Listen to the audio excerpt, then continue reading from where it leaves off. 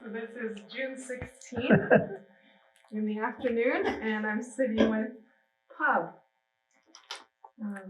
Okay, so just to start out, while you worked at the bunker, you were the cook? One of the cooks. One of the cooks. So what did that mean then? What did you do while you were? Well, we had 8 cooks, 8 or 10 cooks, roughly. I can't remember that. We had about 6 cooks during the day. Then we had an evening cook, and we had a night cook. Like an evening cook comes in at 4 o'clock and works at 12.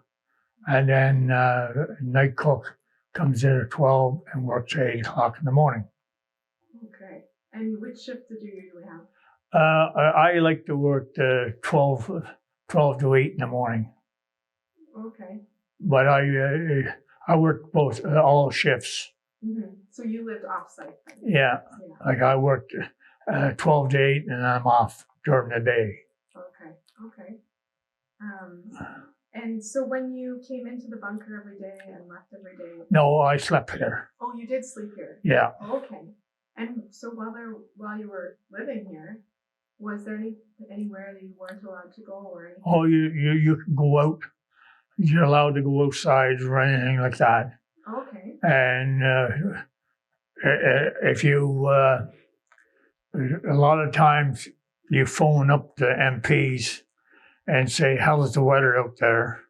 And a lot of time the MP says it's snowing like hell out.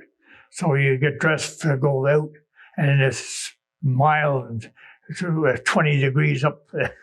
So you have to come back in and get changed again. And the MPs, sorry, just for the... MP, military police. The military police. Okay.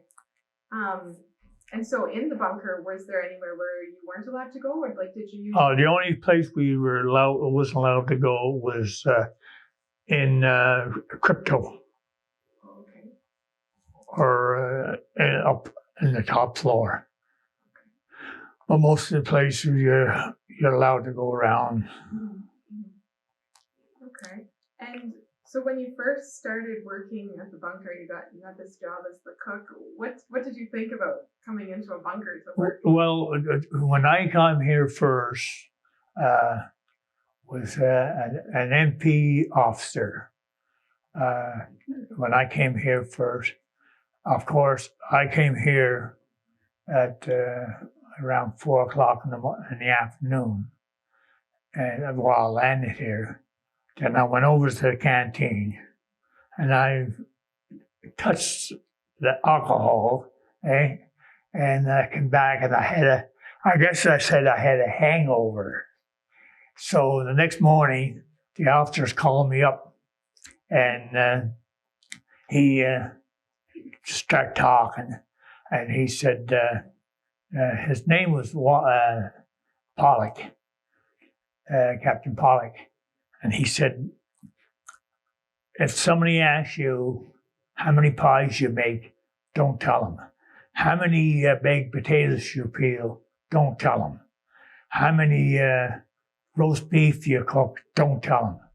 Then he looked at me and said, are you on dope? Now he said, if somebody asked me for a fix, I take it right now. And so he sent me up to the MIR. And the sergeant in the MIR said, you're in worse shape than I am. So he gave me some oxygen and cheered me up. So those were your first couple of days? The first day. Oh, wow. And had you worked at a cook anywhere else before that? Or? No, I got posted from Gaystown. Oh, okay. Out in New Brunswick. Yeah. Okay. So you first, okay. So if that's your first day, I assume that wasn't normal. So no. What was sort of a normal day for you? A normal day it was a normal day. Everybody got happy, get along good. Mm-hmm. I can't complain about working here. We're all happy. After breakfast, everybody was happy. Everybody after lunch, like if you're working day shift, everybody went out to the lounge, either to play shuffleboard or anything to cook for half an hour or so, and that's it. Okay. Yeah. And so you, and since you lived here, did you usually go outside during the days, or? Oh yeah. We can go to Elmont for different places. Yeah. Yeah, it's a good friend of mine, Archie McCune. I had a car, and we both. Okay. And Archie and I know Archie from Petawawa, and we got along good. Yeah. And so, See, I joined the service in 1955. Okay. So I was in the service before I came here. Yeah. And when you were living here, then you knew some people from before, and then I assume that you met some people here as well. Oh yeah. So did you meet everyone who worked in the bunker, you think, or? I figure because when you're on shift work, like when I came here first, you fed 24 hours a day. Like you fed breakfast, then you have like a coffee break in the morning at 10 o'clock. Then you have lunch, and then you have 3 o'clock break. Then you have supper. Then you have a 9 o'clock lunch, and then you have 12 o'clock a full meal. Then you have a 3 o'clock lunch in the morning, and then you have breakfast again. So you had a meal every 3 hours or 4 hours. Oh wow!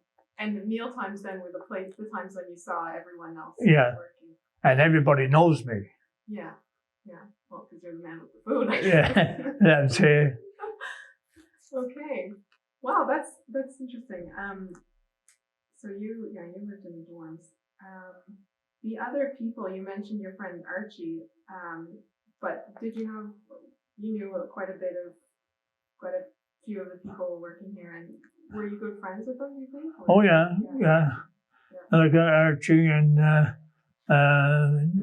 Manship. He's in Toronto now. I phone him once in a while. Different people around. They moved away. And did you get to know people who weren't in the military part of it? Oh yeah, Robard. He's in Carp here. Okay. Yeah. How did you get to know him? Because he worked here. Oh, okay. And see, I got married in 75. Okay. I felt sorry for Ontario government, so I married a girl from here.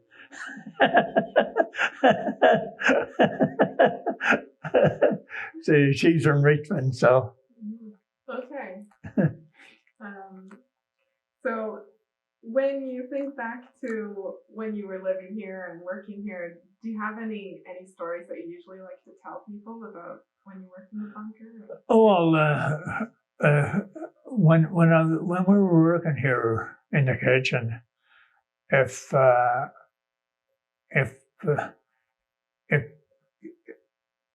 you have to explain, like in the kitchen.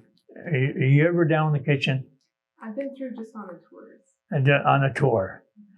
If you look above the stove, okay, you see the canopy, okay? We always had 12 gallons of home beer, okay, going up there. You can't see it. Okay? We always had home brew going up there. And in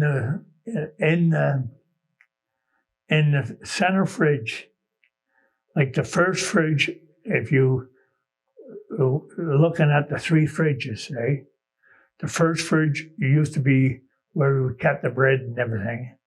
The second fridge where we kept the meat and everything, and where the thing where we're supposed to be for lockup, where we kept the deep freeze in there, okay? And then there we kept crop. We did our own corned beef, okay? And underneath the corned beef, you could hold 24 beer, coal. So we always had cold beer in there. So you want me to tell you? Was there anywhere else in the bunker that you could have drinks? Well, no. One Christmas Day, not Christmas Day. One Christmas, we had a Christmas dinner, okay? And they came down and they said, no liquor was allowed in here. They closed the canteen and everything. So I went out to Elmont. Me and a friend of mine, Glenn, went to Elmont. And we sat down. So I had duct tape on me, and I had 24 Mickeys strapped to myself, eh? And he had 12. And I bought a shirt for the Christmas dinner, and I had the shirt in the bag, and I walked in through the MP, and I walked in when you walk, you had to walk. And then he said, "What's in the bag?" I said, "A shirt. I had to go to the Christmas dinner." He said, "Let's see it." That's all I showed him. He said, "What's wrong with you?" I said, "I got a bad dose of piles." He said, "Oh, hey, go ahead." And I walked in, and I went to the room, and Grant came the same way, and he said, "Boy, you think of everything."